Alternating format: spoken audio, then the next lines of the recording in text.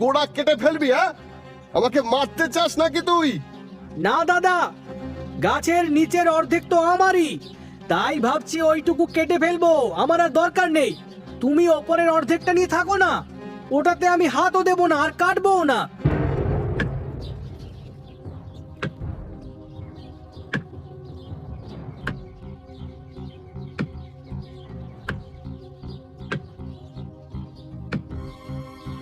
স্বপন, তোর কি মাথা খারাপ হয়ে গেছে নাকি রে? এইরকম ভাগ কোনোদিন হয় নাকি? কেন দাদা, এইরকম ভাগ করা তো আমি তোমার থেকেই শিখেছি, কেন মনে নেই? ঘরের বাইরের দাওয়ার অংশটা আমার আর ভেতরটা তোমার, গরুর মুখের দিকটা আমার আর তারপরের অর্ধেক অংশ থেকে পেছনের অংশটা তোমার। তাই গরুকে খাওয়ানোর দায়িত্ব আমার হলেও গরুর দুধের অধিকারী তুমি, সেটাই আমার কোনো ভাগই নেই।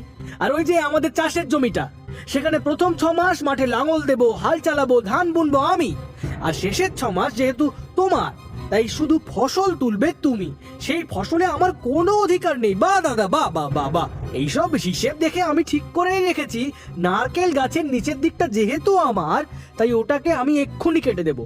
ওপরের ফলের অংশটা তো তোমার, তুমি থাকো তোমার গাছ নিয়ে। এই না রে ভাই, ভাই আমারে ক্ষমা করে দে ভাই, আমি সব বুঝেছি। একবারের জন্য আমাকে নিচে নামতে দে ভাই।